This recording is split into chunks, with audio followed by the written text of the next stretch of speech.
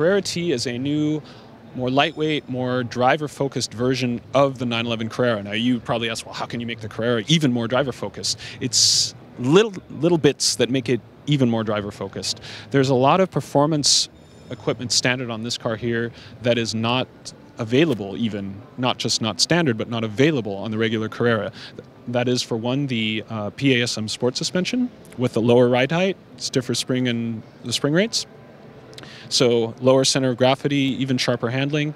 Then you have the limited slip differential on the manual transmission car with PTV, which you do not get on the Carrera. You have a shorter constant transaxle ratio, so effectively the gears are a little shorter. Responsiveness is even more precise. Throttle.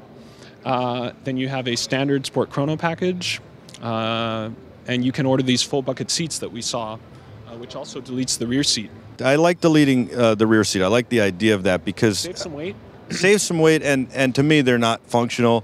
I mean, you can use them, but to me, I don't see putting a person back there. So you might as well just use them as a shelf. And then, yeah, I like the bucket seats a lot. Yeah. I think that those are really nice. Really, it starts at $102,000, and this is really the, let's say, the Canyon Runners 911. You know, if maybe you're not going to the track, not that you couldn't, but if you just want to experience the thrill of driving a 911 in its purest form, we have the lightweight glass like we do on that car. We have the door pulls like we do on that car. We have a shorter shift knob, so shorter throws with a red. It's kind of hard to see from here. Yeah, but red stitching. Embossed gear numbers on the. Oh wow! Exclusive to this model. So this is the 20-inch wheels in the gray finish. So this is really the Carrera that you and I want. Yes. No, absolutely. I like this a lot, and I like that it's more driver focused. That's what, to me, that's what this is about. Yeah. This isn't about that little edge. It's not worlds, but it's just that little edge more of precision, that little edge more of purity, and taking the idea of the 911R, the GT3 Touring, and to the Carrera. You could almost say a purist line, following the purist line. For me, I'm not about showing the car off. I'm about driving the car, and that's why I say, like, I'd want to drive that every day. All we can say is please drive them. Please drive them. I know that it's a big investment for people, and we all want to protect our investments, and that's great, but they're designed to be driven and to be enjoyed, and we hope that as many of you get out there and do it as often as you can.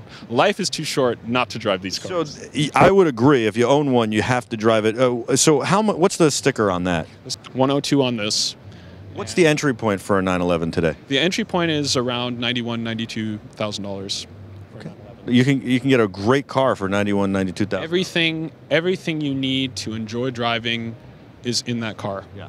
And then you can only take it up further from there. It's just, each of these cars have people sometimes ask, why do we have 23, 24 variants of 911s like we do now? Well, each of them has a slightly different character. It's more racing focused, it's the road trip purity focused, then the Targa is a bit more luxurious, open top.